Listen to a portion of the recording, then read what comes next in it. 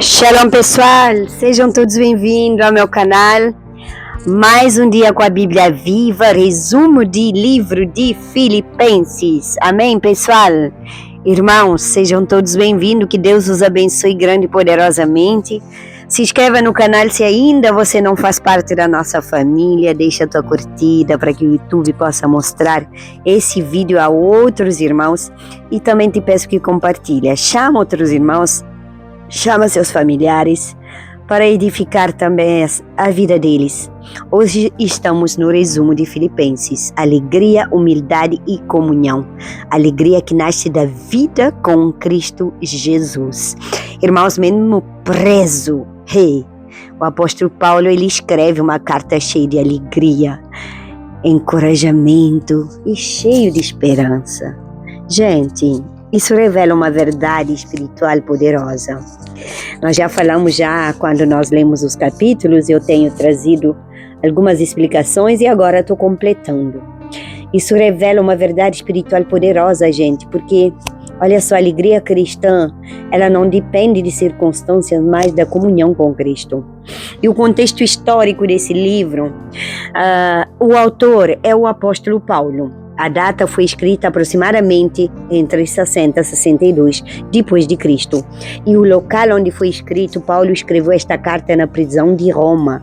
E quais são os destinatários? A igreja de Filipos, uma das igrejas mais fiéis e generosas do Novo Testamento. Pessoal, Filipos era uma cidade romana muito importante na Macedônia, e que é a atual Grécia, né? A Grécia atual, que era a cidade de Filipos, que pertencia a uma cidade romana na Macedônia. Gente, olha só, como é que nasceu a igreja de Filipos? A igreja nasceu durante a segunda viagem missionária do apóstolo Paulo.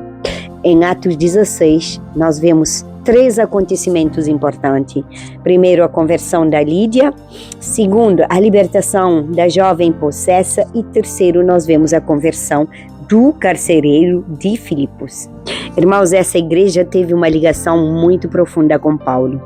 Eles foram uma das únicas igrejas que ajudaram financeiramente o ministério do apóstolo. Em Filipenses 4,15 nós vemos isso. Qual é o propósito desta carta? Paulo escreveu para, primeiro, agradecer a ajuda financeira que recebeu. Segundo, para encorajar a igreja. Terceiro, para alertar contra falsos profetas. Quarto, para ensinar sobre humildade e unidade. E, por último, ensinar a igreja cristã. Amém, irmãos? Deixa um amém aí no comentário. A palavra-chave deste livro é alegria. Escreve alegria. A palavra aparece mais de 15 vezes, gente. 15 vezes alegria. E eu creio que você consegue escrever pelo menos uma só vez como um ato de fé nesse vídeo. Irmãos, isso é impressionante, porque Paulo estava preso. Filipenses 4,4 fala: alegrai-vos sempre no Senhor. Aleluia. Escreve: alegrai-vos sempre no Senhor. A alegria cristã não depende do dinheiro, da saúde, do conforto ou então do sucesso. Ela depende de Cristo Jesus. Agora vamos falar de humildade. Filipenses 2,3. Nada façais por ambição egoísta. Tá pegando a chave? A vida cristã verdadeira, ela é marcada por humildade. E a comunhão, então, gente? Paulo fala constantemente sobre unidade e amor entre os irmãos. Filipenses 1,5. Confere aí. Versículo-chave está em Filipenses 1,21, que fala: para mim o viver é Cristo e o morrer é ganho ou lucro em certas versões. Irmãos, isso significa: viver é servir a Cristo, morrer é estar com Cristo. E Cristo, ele se torna o centro absoluto da nossa vida. Filipenses 2,5 fala: tende em vós o mesmo sentimento que houve em Cristo Jesus. Aqui Paulo apresenta o maior exemplo da história, a humildade de Jesus. Filipenses 3,8 fala: considero tudo como perda por causa da grandeza de conhecer Cristo. Nada se compara a conhecer Jesus, gente. Nada. Filipenses 4, 6, 7 fala: não andeis ansiosos por coisa alguma. Por que você anda ansioso, pessoal? Se esse é um mandamento bíblico, se a Bíblia fala para não andar ansioso, aqui Paulo apresenta o remédio espiritual contra a ansiedade. Primeiro, qual é o remédio principal da ansiedade? Oração. Segundo, súplica. Terceiro, gratidão. Irmãos, resultado, paz com Deus, é claro.